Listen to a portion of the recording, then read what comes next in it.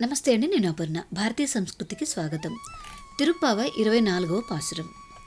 அன்றிப்புலகம் அளந்தாய் அடிபோற்றீம் சென்றங்கு தென்னிலங்கை செற்றாய் திரள் போற்றே பொன்றச் சகடம் புதைத்தாய் புகழ் போற்றே கன்று கொனிலா எரிந்தாய் கழல் போற்றே குன்று குடையாய் கெடுத்தாய் குணம் போற்றி வென்று பகை கெடுக்கும் நின் கையில் வேல் போற்றி என்றென்றும் சேவகமே ஏத்திப் பறைகொள்வாள் இன்றைய பந்தோ ఇరంగేలోర్ ఎంబావాయర్.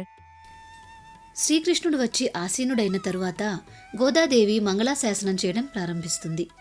ఆనాడు బలి వలన దుఃఖితులైన దేవతలను రక్షించడానికి త్రివిక్రముడవై 3 లోకాలను కొలచిన వామనుడా, నీ 2 పాదాలకు మంగళం. సీతమ్మనపహరించిన దుష్టుడైన రావణుని లంకను గెలిచిన ఓ శ్రీరామ, నీ ధీరతకు మంగళం. బండి రూపంలో శకటాసురుడు అనే రాక్షసుడు నిన్ను చంప ప్రయత్నించగా వాని కీళ్ళూడునట్లు తన్నిన నీ కీర్తి ప్రభలకు మంగళము.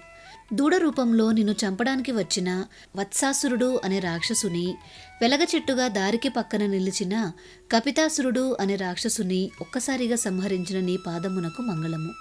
దేవేంద్రుడు రాళ్లవర్షాన్ని కురిపించగా గోవర్ధనగిరిని గొడుగుగా ఎత్తి గోకులాన్ని రక్షించిన నీ ఆశ్రిత రక్షణ గుణమునకు మంగళము.